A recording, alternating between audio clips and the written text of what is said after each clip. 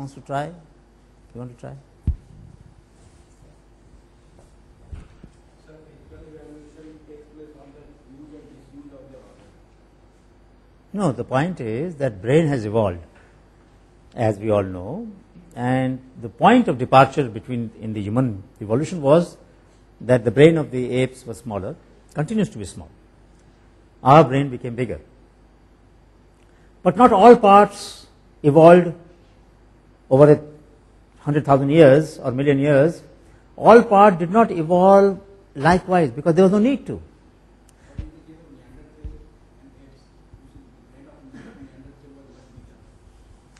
But question is which part? So the point of departure that we are trying to understand is that which part of the brain was how big?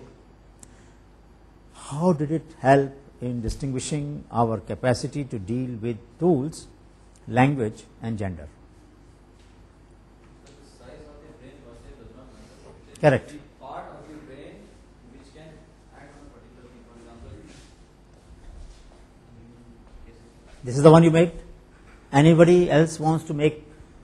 We are getting somewhere, but will it look like lot variations? no. No. Although the ability to smell makes a difference, and we know that not all of us have the similar ability to smell. Some people can smell very fast, very quickly. So the people who are wine tasters are a special breed of people, or tea blenders, people who work in a tea factory where different blends have to be tasted, the aroma, and no machine has been developed till date which can tell you whether this is the same aroma that you want. Earl Grey must feel like Earl Grey tea. So there are blenders and there are people who smell. So it is true that some people have better faculty of smell than others, but still it hasn't been a very great modifying factor in the evolution, because smell of certain kind you can see from a long distance, but there are other animals which have better smell than we do. We know that. So any other? Yeah.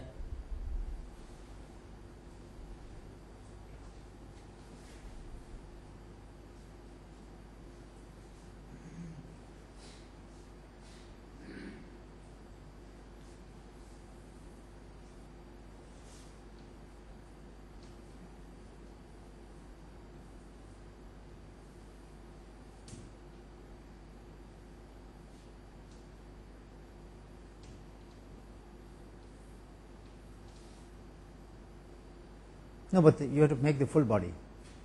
So you have to make proportions of legs, hands, mouth.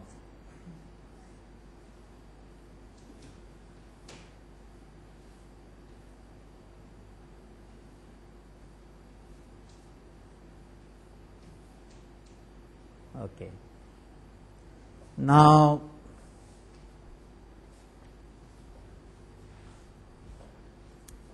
Piaget has done a lot of work on this, and we will see this has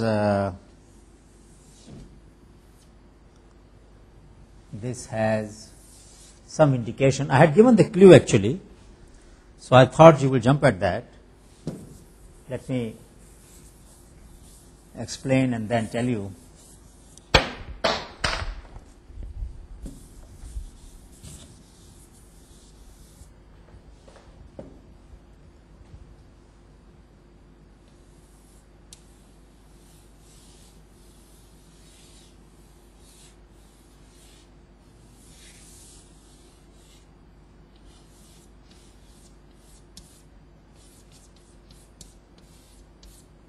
Now, the biggest part of the brain, the largest part of the brain, has been designed to receive signals from the hand, for the simple reason that it is not the number of actions, number of iterations, but the variety of iterations which it requires the information processing system to expand.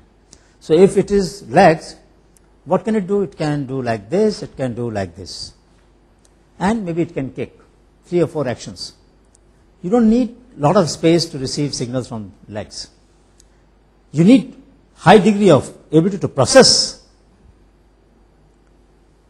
but you don't need a lot of space because there's not a different variety of information that is coming from legs.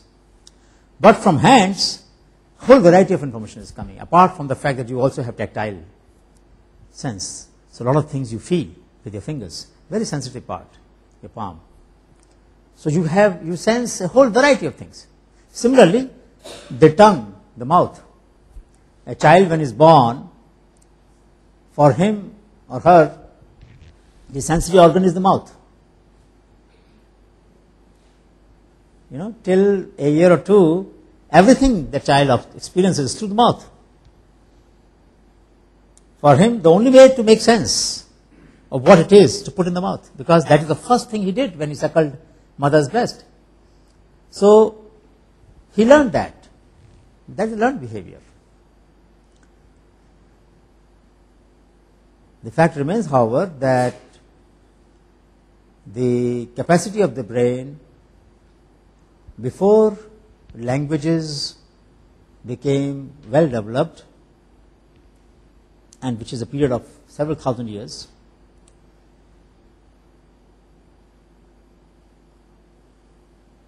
was a large capacity got expanded to process the information from hands. That capacity continues to be with us even today, because we have not reconfigured our brain as yet. It may sometime, after another 20,000 years, it might change. But today, it hasn't. Still it isn't. So what would language do? Language was trying to, on one hand, there's a beautiful book by Bruce Campbell called as Grammatical Man. It says that the grammar, in other words, the ordering mechanism of knowledge, the first ordering mechanism is grammar. Subject, predicate. But different languages have different rules. So Russian language, if you have to say, he is a poor person, in Russian you will say, poor that he is, or poor he is. Whereas in Hindi we will say, he, वो एक गरीब है, वो एक गरीब इंसान है. English will say, he is a poor person. In different languages, maybe Bengali may be slightly different, Gujarati may be slightly different, but different language families, so to say, have evolved different ways of relating subject and predicate. So one of the famous linguists, a Danish linguist, said, language shapes the habit of thought. So before we come to knowledge, we have to sort out this issue.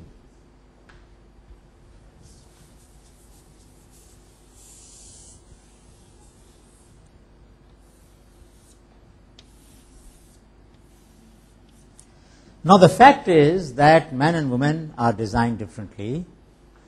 Their capacity to handle tools is different. A question that has been raised by sociologists, political economists, why did different cultures put taboo on using of tools by women? For example, in India, women are not allowed to plow the land. It's a scandal in a village. There are some pictures when a woman had to plow the land because husband had died and there was nobody in the family. It is a taboo. There's a taboo. You will not find a woman blacksmith or a woman carpenter in our country. Correct? So, for thousands and thousands of years, segregation between the genders was taking place not only in the language, he and she, but also in the variety of tools being given to man and woman. And this tool differentiation will influence, as we will see, the evolution of volition, the choice. We are going back to the original question of knowledge, knowing, feeling and doing. And we realize that it is the choice. Correct? It is the choice which will affect what I choose to know. So if you are a student in a particular discipline, you want to know more about that discipline. But you can't close your mind from other knowledge that is flowing towards you, you know. You can't. Sometime it may happen that you may be more interested in that. There was a student, she is doing her RPM still. She was in my class last year and she is a dancer. So she wanted to do a project in this course on creativity to link dance and creativity. She said, no other course will give me a ability to reflect on my dancing skill and the creative elements of the dance. But in this course I can do that. I said, by all means. But there was a desire. That was a manifestation of a desire that if I know something better, if I can handle some tools, some skills, can that be the window through which I see the world? So can a dancer see the world through a dance window? Everything looks like rhythmic patterns, you know. That will be choice. It's a choice. If you're a singer, can you see the world through music? Where every song, once Girish Karnad, a famous writer from Karnataka,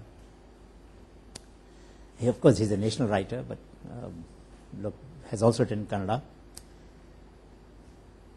He made a very beautiful observation. He said, the sound of the vessels in the kitchen is the signature of the culture. Different cultures use different kind of vessels, and when you move them, they make different kinds of sound. So by listening to the sound in the kitchen, as a theatre person, he would create an ambience of which place you are in, whether you are in Karnataka or Bengal or where, by producing the sound of the vessels in the kitchen. Very deep insight, very deep insight, very deep insight. I'll show you tomorrow some photographs of the way utensils are organized in the kitchen. In Gujarat and many other places, but in Gujarat particularly, it's an art. The way women organize the utensils in the kitchen is an art. It's a work, it's a beautiful aesthetics. And no two women will keep the glasses, the bowl, the thali in the same way. At least Gujarati women, isn't it? Beautiful. The way they organize it, it's a statement. It's an aesthetic statement. They do it as a matter of day-to-day life, but they are breaking their monotony and they're showing their aesthetic sense in the way those utensils are displayed. I wouldn't do that. I will just put all the balls on one over another. I'll put all the glasses in one corner. I can't do that. We haven't grown with that sensitivity, but different cultures have evolved to deal with that. So, what is the tool? The tool is order. What is she doing? Which tool is she using when she is organizing the vessel in the kitchen? The tool that she has is order, organization. Isn't it? She is organizing the way the glass, on the glass, a bowl, behind a thali. So she is making patterns. And these patterns are made by the tools that the person has. So let us put it this way, just a small digression, but it's an interesting one to understand. We often say that women have intuition. And today I read a sentence where author says that women are like canines in the mines.